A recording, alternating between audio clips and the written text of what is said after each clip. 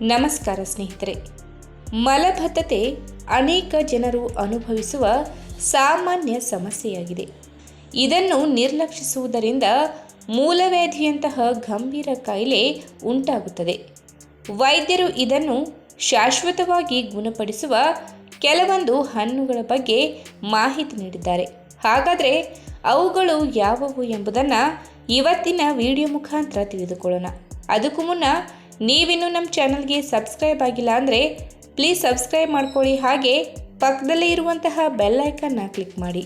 ಯಾರಿಗೆ ದೀರ್ಘಕಾಲದ ಮಲಬದ್ಧತೆ ಸಮಸ್ಯೆ ಇರುತ್ತದೆಯೋ, ಅಂದರೆ ಸರಿಯಾಗಿ ಮಲವಿಸರ್ಜನೆ ಆಗದಿರುವ ಸಮಸ್ಯೆ ಇರುವವರು, ಅಂಥವರಿಗೆ ಪೈಲ್ಸ್ ಅಥವಾ ಮೂಲವ್ಯಾಧಿ ಸಮಸ್ಯೆಗಳು ಬಹಳ ಬೇಗನೆ ಕಾಣಿಸಿಕೊಳ್ಳಲು ಶುರುವಾಗುತ್ತದೆ. ಇಂದಿನ ದಿನಗಳಲ್ಲಿ ಸಣ್ಣ ವಯಸ್ಸಿಗೆ ಈ ಸಮಸ್ಯೆಯಿಂದ ಹೆಚ್ಚಿನವರು ಬಳಲುತ್ತಿದ್ದಾರೆ. ಇದಕ್ಕೆ ಮುಖ್ಯ ಕಾರಣ ಜನರು ಅನುಸರಿಸುತ್ತಿರುವ ಆಹಾರ ಪದ್ಧತಿ ಹಾಗೂ ಜಡ ಜೀವನ ಶೈಲಿ ಎಂದು ನೇರವಾಗಿ ಹೇಳಬಹುದು. ಇದನ್ನು ಹೊರತುಪಡಿಸಿ ನೋಡುವುದಾದರೆ ನಾರಿನಾಂಶ ಒಳಗೊಂಡಿರುವ ಆಹಾರ ಪದ್ಧತಿಯನ್ನು ಅನುಸರಿಸಿಕೊಂಡು ಹೋಗದೇ ಇರುವವರಲ್ಲಿಯೂ ಕೂಡ ಈ ಸಮಸ್ಯೆಗಳು ಬಹಳ ಬೇಗನೆ ಕಾಣಿಸಿಕೊಳ್ಳುವ ಸಾಧ್ಯತೆ ಹೆಚ್ಚಿರುತ್ತದೆ. ಜೊತೆಗೆ ಕೆಲವೊಂದು ಕೆಟ್ಟ ಜೀವನ ಶೈಲಿಯಿಂದಲೂ ಕೂಡ ಈ ಸಮಸ್ಯೆಗಳು ಬಿಗಡಾಯಿಸುತ್ತವೆ. ಇದಕ್ಕೆ ಉದಾಹರಣೆ ನೀಡಿ ಹೇಳುವುದಾದರೆ ಅತಿಯಾಗಿ ಟೀ ಕಾಫಿ ಕುಡಿಯುವ ಅಭ್ಯಾಸ, ಧೂಮಪಾನ, ಮದ್ಯಪಾನ ಮಾಡುವುದು, ವ್ಯಾಯಾಮ ಹಾಗೂ ಯಾವುದೇ ದೈಹಿಕ ಚಟುವಟಿಕೆಗಳಲ್ಲಿ ತೊಡಗಿಸಿಕೊಳ್ಳದೇ ಇರುವುದರಿಂದ ಈ ಸಮಸ್ಯೆಗಳು ಬಹಳ ಬೇಗನೆ ಕಾಣಿಸಿಕೊಳ್ಳುತ್ತದೆ. ಇನ್ನು ನಾವು ನಾರಿನಾಂಶ ಹೆಚ್ಚಿರುವ ಆಹಾರ ಪದಾರ್ಥಗಳನ್ನು ಸೇವನೆ ಮಾಡುವ ಅಭ್ಯಾಸ ಮಾಡುತ್ತಾ ಬಂದರೆ ಜೀರ್ಣಶಕ್ತಿ ಹೆಚ್ಚಾಗುವುದರ ಜೊತೆಗೆ ದೇಹಕ್ಕೆ ಸಿಗಬೇಕಾದ ಎಲ್ಲ ಬಗೆಯ ಪೋಷಕಾಂಶಗಳು ಸಿಗುವಂತಾಗಿ ಅಜೀರ್ಣತೆ, ಹೊಟ್ಟೆ ಉಬ್ಬರ, ಗ್ಯಾಸ್ಟ್ರಿಕ್, ಮಲಬದ್ಧತೆ ಸಮಸ್ಯೆ ದೂರವಾಗಿ ಬೆಳಗಿನ ಸಮಯದಲ್ಲಿ ಸರಿಯಾಗಿ ಮಲವಿಸರ್ಜನೆ ಮತ್ತು ಅತ್ಯುತ್ತಮವಾದ ಹೊಟ್ಟೆಯ ಆರೋಗ್ಯವನ್ನು ಕಾಯ್ದುಕೊಂಡಂತೆಯಾಗುತ್ತದೆ. ಇನ್ನು ಮಲಬದ್ಧತೆ ಕಾಣಿಸಿಕೊಳ್ಳಲು ಕಾರಣಗಳನ್ನು ನೋಡುವುದಾದರೆ, ಮಲಬದ್ಧತೆ ಎಂದರೆ ಬೆಳಗ್ಗೆ ಎದ್ದ ನಂತರ ಹೊಟ್ಟೆ ಸ್ವಚ್ಛವಾಗದೇ ಇರುವುದು. ಇದಕ್ಕೆ ಹಲವು ಕಾರಣಗಳಿರಬಹುದು. ಅವುಗಳಲ್ಲಿ ಸರಿಯಾಗಿ ನೀರು ಕುಡಿಯದೇ ಇರುವುದು, ಆಹಾರದಲ್ಲಿ ನಾರಿನಾಂಶದ ಕೊರತೆ, ದೈಹಿಕ ಚಟುವಟಿಕೆ ಮಾಡದಿರುವುದು, ಸಾಕಷ್ಟು ನಿದ್ರೆ ಬರದಿರುವುದು, ಒತ್ತಡ, ಕೆಲವು ಔಷಧಿಗಳ ಅಡ್ಡ ಪರಿಣಾಮಗಳು, ವಯಸ್ಸು ಹೆಚ್ಚಾಗುವುದು ಮತ್ತು ಗರ್ಭಧಾರಣೆ ಇತ್ಯಾದಿ.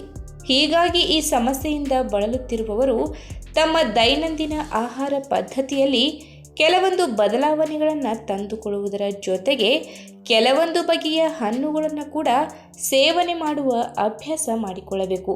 ಮೊದಲನೇದಾಗಿ ಮಾಗಿದ ಬಾಳೆಹಣ್ಣು. ಚೆನ್ನಾಗಿ ಮಾಗಿದ ಬಾಳೆಹಣ್ಣು ತಿನ್ನುವ ಅಭ್ಯಾಸ ಮಾಡಿಕೊಂಡರೆ ಮಲಬದ್ಧತೆ ಸಮಸ್ಯೆ ತಕ್ಕ ಮಟ್ಟಿಗಾದರೂ ಪರಿಹಾರ ಕಂಡುಕೊಳ್ಳಬಹುದು. ಅಷ್ಟೇ ಅಲ್ಲದೆ ಮಲ ವಿಸರ್ಜನೆ ಸಂದರ್ಭದಲ್ಲಿ ಕಾಣಿಸಿಕೊಳ್ಳುವ ಪೈಲ್ಸ್ ಸಮಸ್ಯೆಯ ಲಕ್ಷಣಗಳಾದ ರಕ್ತಸ್ರಾವ, ಊತ ಹಾಗೂ ನೋವಿನ ಸಮಸ್ಯೆಯು ಕೂಡ ಬಹಳ ಬೇಗನೆ ನಿವಾರಣೆಯಾಗುತ್ತದೆ.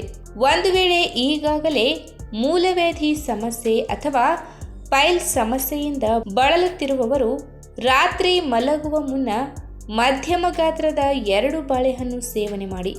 ಇದಕ್ಕೆ ಪ್ರಮುಖ ಕಾರಣ ಈ ಹಣ್ಣಿನಲ್ಲಿ ಕಂಡುಬರುವ ಅಧಿಕ ಪ್ರಮಾಣದ ನಾರಿನಾಂಶ. ಇನ್ನು ಕಿವಿ ಹಣ್ಣು. ಹುಳಿ ಮಿಶ್ರಿತ ಸಿಹಿ ರುಚಿಯನ್ನು ಹೊಂದಿರುವ ಕಿವಿ ಹಣ್ಣಿನಲ್ಲಿ ಅಗಾಧ ಪ್ರಮಾಣದ ವಿಟಮಿನ್ ಸಿ ಇರುವ ಜೊತೆಗೆ ಕರಗುವ ಹಾಗೂ ಕರಗದ ನಾರಿನಾಂಶವೂ ಕೂಡ ಸಮೃದ್ಧ ಪ್ರಮಾಣದಲ್ಲಿ ಕಂಡುಬರುವುದರಿಂದ ಮಲಬದ್ಧತೆಯಂತಹ ಆರೋಗ್ಯ ಸಮಸ್ಯೆಯನ್ನು ದೂರ ಮಾಡಲು ನೆರವಿಗೆ ಬರುತ್ತದೆ. ಇನ್ನು ಅಂಜೂರ ಹಣ್ಣು. ಅಂಜೂರದಲ್ಲಿ ಕಂಡುಬರುವ ಅಧಿಕ ಪ್ರಮಾಣದ ನಾರಿನಾಂಶವು ಜೀರ್ಣಕ್ರಿಯೆಯ ಪ್ರಕ್ರಿಯೆಯನ್ನು ಸುಲಭಗೊಳಿಸುವುದರ ಜೊತೆಗೆ ಜೀರ್ಣಗೊಂಡ ಆಹಾರ ಪದಾರ್ಥಗಳು ಸುಲಭವಾಗಿ ಕರುಳುಗಳಲ್ಲಿ ಚಲಿಸುವಂತೆ ಮಾಡುತ್ತದೆ.